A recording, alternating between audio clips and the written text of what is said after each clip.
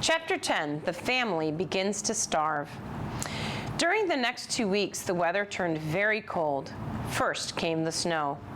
It began very suddenly one morning, just as Charlie Bucket was getting dressed for school. Standing by the window, he saw huge flakes drifting slowly down out of an icy sky that was the color of steel. By evening, it lay 4 feet deep around the tiny house, and Mr. Bucket had to dig a path from the front door to the road. After the snow, there came a freezing gale that blew for days and days without stopping. And oh, how bitter cold it was.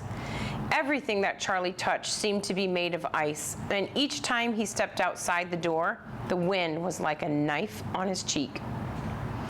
Inside the house, little jets of freezing air came rushing in through the sides of the windows and under the doors. And there was no place to go to escape them.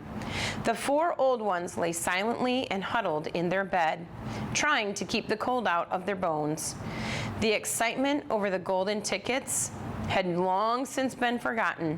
Nobody in the family gave a thought now to anything except 2 vital problems of trying to keep warm and trying to get enough to eat. There's something about very cold weather that gives one an enormous appetite. Most of us find ourselves beginning to crave rich, steaming stews and hot apple pies and all kinds of delicious, warming dishes. And because we are all a great deal luckier than we realize, we usually get what we want. Or near enough. But Charlie Bucket never got what he wanted because the family couldn't afford it. And as the cold weather went on and on, he became ravenously and desperately hungry. Both bars of candy, the birthday one and the one Grandpa Joe had bought, had long since been nibbled away, and all he got now were those thin, cabbagey meals 3 times a day. Then, all at once, the meals became even thinner. The reason for this was that the toothpaste factory, the place where Mr. Bucket worked, suddenly went bust and had to close down. Quickly, Mr. Bucket tried to get another job, but he had no luck. In the end, the only way in which he managed to earn a few pennies was by shoveling snow in the streets. But it wasn't enough to buy even a quarter of the food that 7 people needed. The situation became desperate. Breakfast was a single slice of bread for each person now, and lunch was maybe half of a boiled potato. Slowly but surely, everybody in the house began to starve.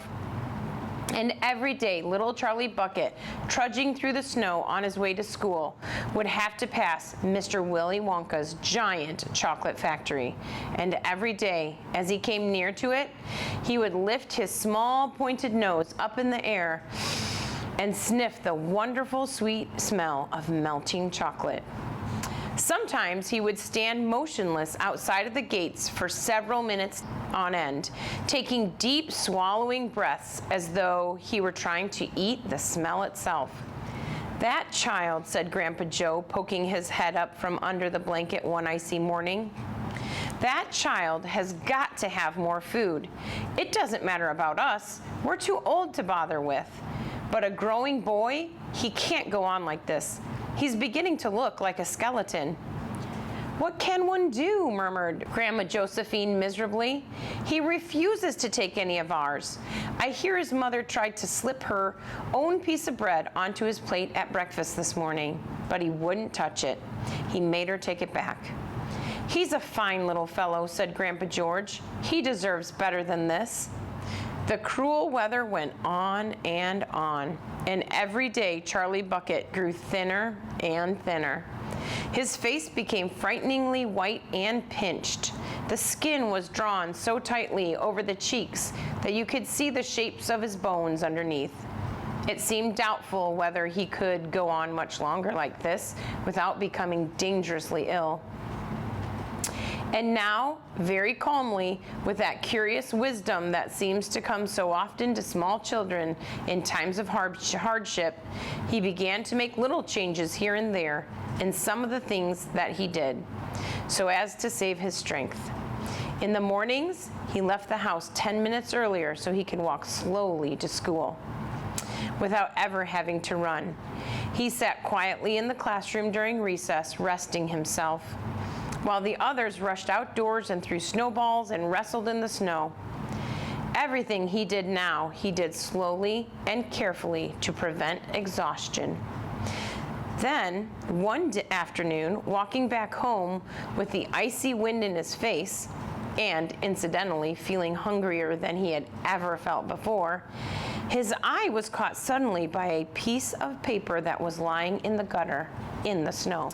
The paper was a greenish color, and there was something vaguely familiar about it. Charlie stepped off the curb and bent down to examine it. Part of it was buried under the snow, but he saw at once what it was. It was a dollar bill. Quickly, he looked around him. Had somebody just dropped it? No, that was impossible because of the way part of it was buried. Several people were hurrying past him on the sidewalk, their chins sunk deep into their collars of their coats, their feet crunching in the snow. None of them was searching for any money.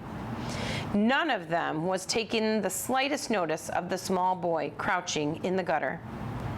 Then, was it his, this dollar? Could he have it? Carefully, Charlie pulled it out from under the snow. It was damp and dirty, but otherwise perfect. A whole dollar! He held it tightly between his shivering fingers, gazing down at it. It meant one thing to him at that moment, only one thing. It meant food. Automatically, Charlie turned and began moving toward the nearest shop. It was only 10 paces away. It was a newspaper and a stationery store, the kind that sells almost everything, including candy and cigars. And what would he do? He whispered quickly to himself. He would buy one luscious bar of candy and eat it all up. Every bit of it right then and there. And the rest of the money he would take straight back home and give it to his mother.